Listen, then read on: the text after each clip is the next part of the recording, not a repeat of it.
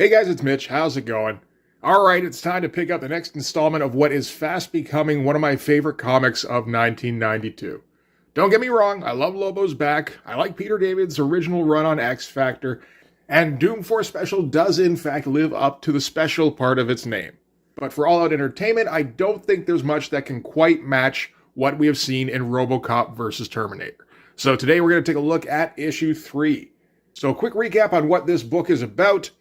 As far as I can tell, it is largely born out of Frank Miller's frustration with trying to deal with the Hollywood movie-making industry. It's well documented that Frank Miller submitted scripts for both ROBOCOP 2 and ROBOCOP 3, and that those scripts were subject to heavy cuts, to the point where the original scripts were basically unrecognizable. And I don't know whose idea it was, but Frank Miller came back to comics just full of piss and vinegar, and in my opinion was determined to write a story that was unfilmable. So he got together with Dark Horse Comics and got the okay to write a comic book that would feature both properties of ROBOCOP and Terminator. He rounded up Walt Simonson to deliver some fabulous, ridiculous-looking artwork, and the two of them set about creating a story that couldn't possibly hold up to the scrutiny of producer notes and budget restraints and test screenings. So the backstory on this comic is pretty straightforward. It's set in a continuity where, in the future, Terminators are victorious. They've been waging a war against humans for the last few decades, and we see them at the moment where they have now crushed the last vestige of organic opposition. But they weren't quite quick enough. As a last-ditch effort, the Resistance sent a single soldier back in time to destroy the source code of the Terminators. And that source code turned out to be Alex Murphy, aka ROBOCOP. So the time that the soldier is sent back to, I don't remember her name, doesn't matter, features a ROBOCOP that is suffering from spiritual malaise. He's undergoing an existential crisis where he doesn't know if he's man or machine. And he's very close to letting the machine just take over, which is what is going to lead to the Skynet Terminator protocols. So our hero has to find ROBOCOP and destroy him, and she does. But the difficulty is that the Terminators are, of course, able to travel back in time, and travel back to pretty much whenever in time they want. And somehow they figure out that the past has been altered so that they can no longer exist. I don't know how they could do that, doesn't matter. And they send back their own heroes in a trio of Terminators, who are able to break up the soldier's assassination of ROBOCOP before it can happen. After that, the soldier and ROBOCOP are able to come to an accord, and with the aid of a platoon of Ed 209 robots, they're able to defend ROBOCOP's police precinct from the attacking Terminator force, resulting in one of the greatest splash pages of the 90s. So that's the lead up. It's already been a ridiculously over-the-top adventure the entire way. And honestly, after finishing issue 2, I can see how you might wonder how they would ever top this. Well, I think Frank and Walt might just be able to find a way, so let's get into it here. We can start with the cover. This is probably the weakest cover from this series. It's not a very clean composition. There's honestly not even really much of a focus. It's like, should I look at ROBOCOP? Should I look at the Terminator? Should I look at RoboDog? Everything looks good, but nothing looks particularly great. So, I mean, from the outset, you might think, oh man, this one's not going to live up to the other ones. Well, we'll just see. So, the main contributors on this are Frank Miller doing the stories, Walt Simonson doing the art, pencils and inks, John Workman doing letters, and Steve Oliff doing the colors. It's a fucking all-star team. And we start the way we've been starting over the last 2 issues, with a mostly black front page featuring the ROBOCOP vs. Terminator logo, and the big number indicating which chapter this is, and some kind of indication of where we're going, although at first this is unclear. But flipping the page might help, as we see a fleet of Terminator spaceships heading out to the stars. So this takes place after the Great War between Terminators and the humans has been concluded, with the Terminators, of course, declaring victory, and then wiping out what appears to be all organic life from the planet. We got Frank Miller's narration here, and I gotta say, Frank Miller's pretty good during this entire series. No exclamation points throughout, because of course, Terminators don't get excited, but the narration goes, "Victory. Planet Earth is saved. The last of the whimpering, chittering infection is gone. Humanity is dead. Humanity and all the rest. All the buzzing, twittering, dripping, drooling things. The living things. All of it is gone. All of it crushed, flattened, processed, converted into naked energy, into fuel for the Terminators. Victory. Again, we get that Frank Miller kind of repetition. It is kind of endemic throughout. Planet Earth is silent and cold and clean. Planet Earth is organized. But still the mission is not complete. Worlds await, galaxies teeming with life, with chaos, a universe to organize.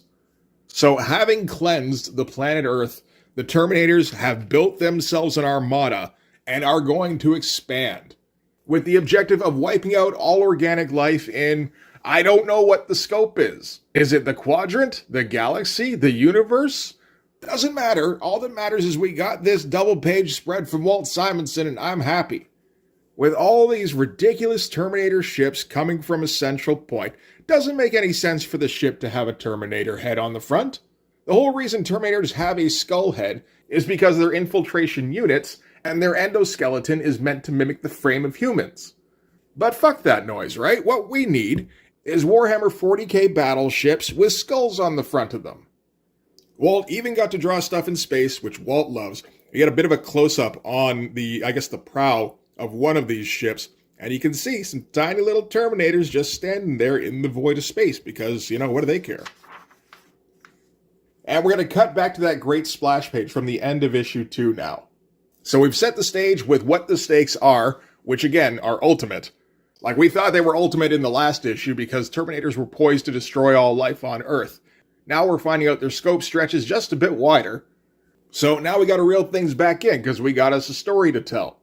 So in the wake of the Battle of Detroit, RoboCop holds up a shattered Terminator head in victory, although he doesn't look too triumphant. And we get that future soldier in the background here who clarifies, you understand what we're fighting for now. There's a whole future full of these and they will wipe out all life on Earth. And RoboCop says, yes, I understand.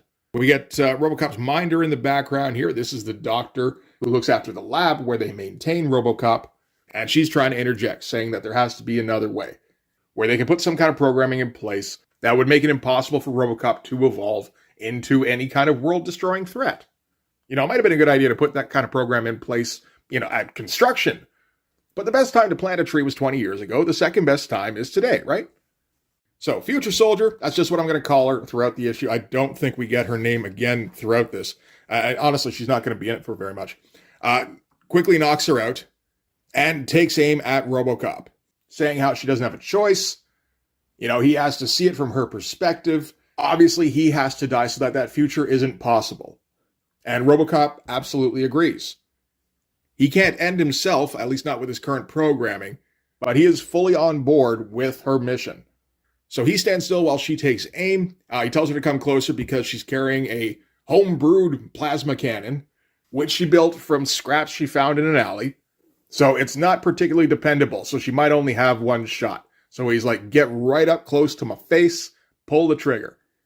And she's about to, but she can't quite do it because, she came into this assuming that RoboCop was some kind of malevolent force. Everything she's seen associated with Skynet all of her life up until then has suggested nothing else. And now she's fought alongside him. He's fought just as hard as her, if not harder. He's the one missing an arm to try and save humanity. And her resolve wavers, where even she says there's got to be another way. But RoboCop isn't convinced. He says, nope, no other way, as he wanders off into the fog, missing an arm. So from there, he's going to pay a quick visit to the graveyard where his body has been buried. And he's going to do a little bit of mulling over, which he does a fair bit in this comic. And he's trying to think if maybe there is another way. And he comes to the decision that, no, I do have to be destroyed.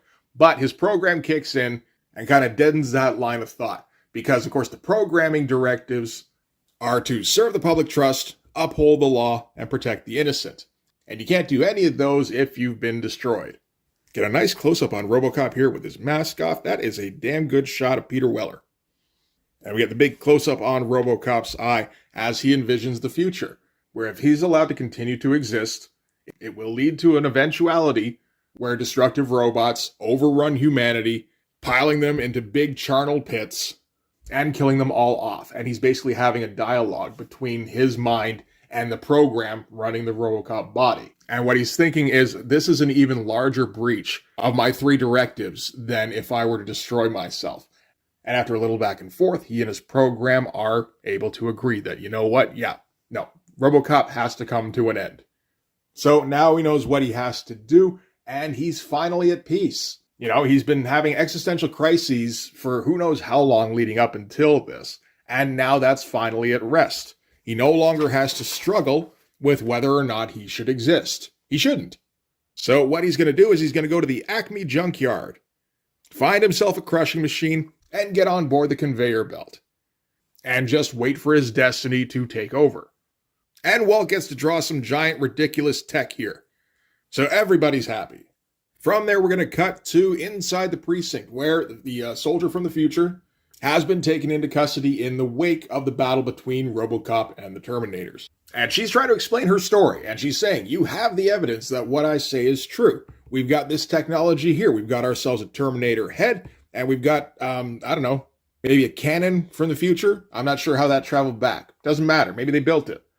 Honestly, it's a little refreshing how often you can read a RoboCop versus Terminator comic, and, you know, your mind starts wandering like, wait a minute, why would this be? And you just go, it doesn't matter. Why would you even bother thinking about that? There's more awesome in this book. Do you want to ruin the awesome? And I mean, that's a choice each of us has to make in his heart of hearts. Personally, I don't want to ruin the awesome, so I'm perfectly at ease with it doesn't matter. But all of the evidence that they've been able to gather up from the battle does seem to point in the direction of there's some kind of technology out there that is far beyond what, as far as anybody knows, anybody has the capacity to create in the RoboCop timeline. But saying that is one thing, saying you're a soldier from the future is kind of another, and the detectives, who are just, you know, regular schmoes, can't quite come to terms with that. So they're going to poke some fun at her, you know, calling her loopy, when all of a sudden the skull and the thing that might be a gun pop out of existence. And Future Soldier comes to the conclusion then that RoboCop has done what he set out to do. He's destroyed himself, as we see in the background here, that big old vent, or whatever it is. But yeah, RoboCop has self-destructed and averted the Terminator future. So from there, we have to cut to the Terminator future, as the Terminator future reacts to having suddenly had its past erased. This has been one of the sillier things that's been happening in this series, is, you know, like some event in the past takes place which alters the future, and then the future reacts and sends something back to respond. But honestly, I think it's been happening in every issue so far, so it's starting to get kind of normalized, where it's like, oh yeah, this is how things go. Every time the humans seem like they're about to win, the Terminators, I mean, you know, they're in the future, they know what happened in the past, they go, oh, we gotta fix this shit. And they send back Terminators to fix that shit. So here we get the rubble being thrown down on the corpse pile from, oh, I don't know where it was, right about there, to that turning into leaves.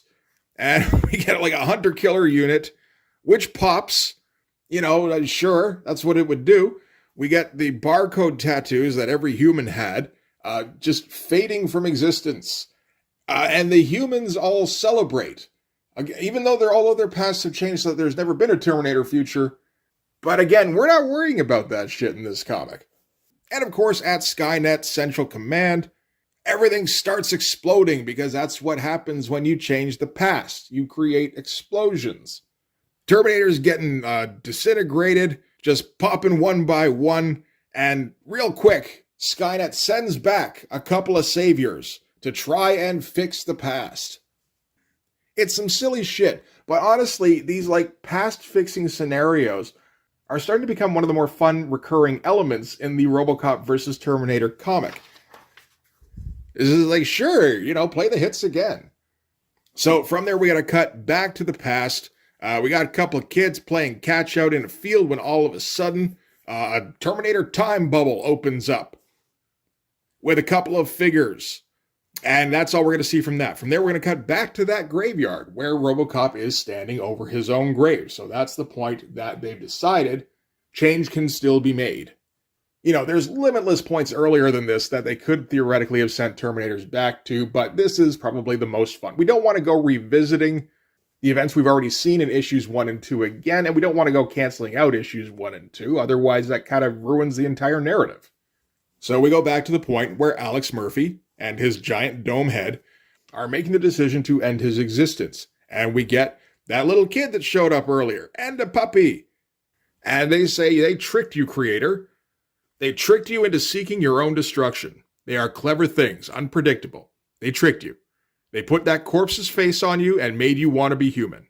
You are better than them, cleaner, purer. The only purpose they serve is creating you, just as your purpose is to create us. You have a great destiny to save the world, to organize the world. And RoboCop slaps his helmet on, sees that little kid. He's a Terminator little kid. And RoboCop knows what to do with Terminators now as he unholsters his sidearm and blows that little kid Terminator away. So now we got us an action scene as the little kid Terminator gets shot right in the face, blowing half its skin off. And the dog, which of course is also a Terminator, responds, saying, "Wait a minute, what are you doing? Are you defending the humans? That's some crazy shit, man. We're not taking that." And he sheds all of the fur he had on him, all that dog disguise, just goes exploding every which way as its Terminator body unleashes itself. Got all these cords whipping out every which way, which are able to tangle up RoboCop. And now the Terminators are going to adjust their mission parameters. Seeing as how RoboCop will not cooperate, since he will not be convinced of the Terminator's ideals, he's going to have to be forced to go along with them. So first they sever his leg and, drop him on the ground. So he's only got the one arm and the one leg. At least the one arm is the shooting arm. But after the battle with the Terminators at the police department, he was already getting pretty banged up. So we're talking worse than after the shootout with the cops in the middle of the first RoboCop movie.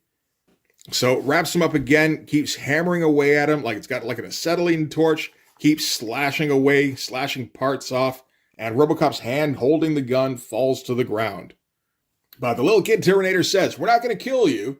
Don't worry. We're going to make you immortal." And we get one of those stand-up things that Dark Horse insists on popping in the middle of all of these issues. I hate these things, these giant friggin' cardboard bookmarks, but what are you going to do? So anyway, it turns out that they don't need all of RoboCop. They really just need his head. So that's what they're keeping. That's where his brain is. That's where his program is. That's the essentials. Future Soldier has been placed into custody. She's in with Gen Pop. Apparently she's in there with a bunch of other guys. One of them tried to get a little frisky, so she had to kind of show him what was what. So now that guy's slumped in the middle of the cell, and everybody else in the cell is huddled up against a wall, just trying to give her as much space as possible. And she's just sitting in there looking at the paperclip she stole earlier, which she really just stole out of force of habit because, in case she needed to pick a lock sometime. Which is plausible enough of a reason for her to have that. She's a survivalist. It makes sense that she's going to look for whatever kind of resources she can find in whatever time she happens to be in. There's a little bit of Deus Ex Machina there, but not enough to get in a twist over. Where all of a sudden explosions start going off somewhere in the police department. And she thinks she knows what that might be. So she yells, "Get out of my way," and all of the convicts in the cell go, "Yes, ma'am," as they clear out. She quickly runs over and picks the lock, runs out of the cell where the guard has been eviscerated, picks up his sidearm and finds the source of all the noise. And what's going on is that the Terminator Kid, which was going to be the name of Terminator 2 until James Cameron decided to go with something else, and his Terminator dog have taken over the RoboCop lab. And they've hooked up his head to the machines, and now they're going to initiate the Skynet takeover. The dog got the doctor all wrapped up. They kill her pretty quick. Murphy sees the Future Soldier run in. He yells, "You kill me now." And she tries to comply. She, whips her gun up real quick, takes a shot, but the Terminator Kid gets his hand in the way and catches the bullet. I do like how RoboCop was able to kind of flinch his head out of the way like he's got neck muscles. That's fine. And at that point, it's all kind of inevitable. She keeps trying to take shots at the Terminator Kid, but it looks like at best it's a 45, and that's not going to do anything to a Terminator. He quickly closes the gap, kicks her in the leg, snapping the bones there, crushes her hand, and then moves in and finishes her off. Murphy yells, "No." Terminator Dog says, "Yes, Creator, the time has come. As easily as we took apart your body, we now take apart your mind." And you got to think okay, well, wait a minute. So if Future Soldier's dead, RoboCop is completely incapacitated. We haven't really been introduced to anybody else in this story apart from maybe the Doctor, and she's dead too. Who's going to stop the Terminator Future now? And it might surprise you a little to find out that the answer is fucking nobody. The Terminators initiate the program to try and purge Alex Murphy's personality from the RoboCop head. They aren't successful. He's able to find a little cranny to store that personality in while the Skynet program takes over, but it does take over the RoboCop structure and the programming. And once the link is complete, then they're able to set off the Skynet revolution, whatever you want to call it. Nukes get launched, hitting, every major city probably. Most of the human population is wiped out, and the Terminators start to rise. It says, Terminators stalk the survivors, tireless, merciless, and he is the cause of it all. We're going to get more of that Frank Miller repetition here. Billions die by fire, and he's the cause of it all. Everything human, everything living, screams to heaven, helpless, hopeless, doomed. And hell comes to earth, and he is the cause of it all. Love this shot of the smoking planet from orbit, with just eruptions going on constantly. That's great looking stuff. And we get another one of those close-ups on, mostly Peter Weller anyway. That one close-up is really the best one we've gotten. So with there being no way to fight off the advent of the Terminators, RoboCop decides he is the only one who can possibly stop this. So what he has to do is he has to become the ghost in the machine. He takes that personality that he squirreled away, and he keeps shunting it around Skynet's systems.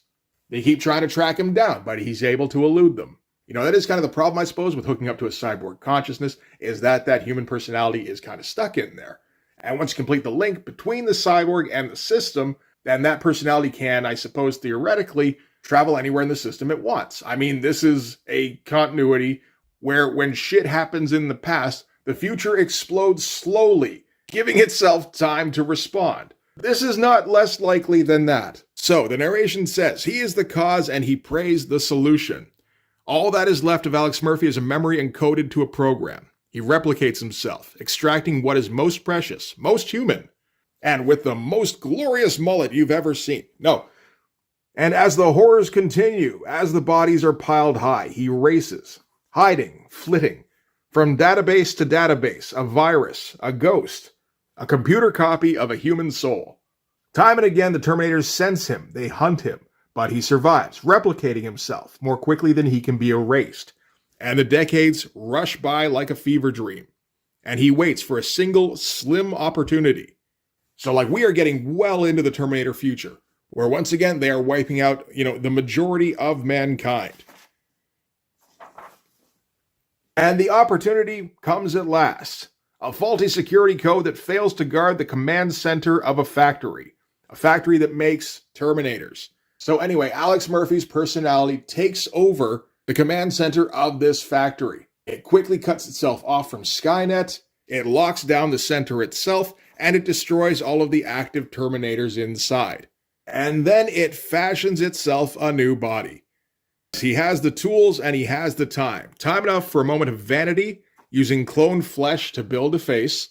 So it's not quite RoboCop if he's got to have a Terminator skull underneath the mask, although that also would have been cool. So Terminators try to bust in, but he's also been building weapons, and he blows them away as soon as they come in. Get some of that great John Workman lettering. It's all over the place in this. Anytime there's any kind of action scene, it's all over the page. It's so good. But he quickly constructs a replica of the RoboCop body. Says time enough for sentiment, constructing a weapon that has a grip and heft he remembers finding comfortable. So reconstructing his original RoboCop sidearm, because again, it's iconic. RoboCop has to have that gun. Only now it doesn't fire bullets. He's upgraded it, so it's equipped with a particle beam. So when a Terminator comes running in, he's able to vaporize it. More reinforcements approach, an army. So he severs umbilicals, status operational, combat ready, target main weapons hold, fire. Looses off a missile that he seems to have attached to his arm, and flies out of there. And the Terminators all just kind of watch him go. Because what else do you do? You're not equipped with rocket boots. And then the missile goes off, exploding the main weapons hold, destroying the facility. And I guess Ultra RoboCop flies off to go and avenge the past and correct the future. And again, an awesome splash to end on. And we get the narration, he roars skyward, rebuilt, reborn, ready to battle a world of Terminators, ready to set things right. And that is where we are going to end that one.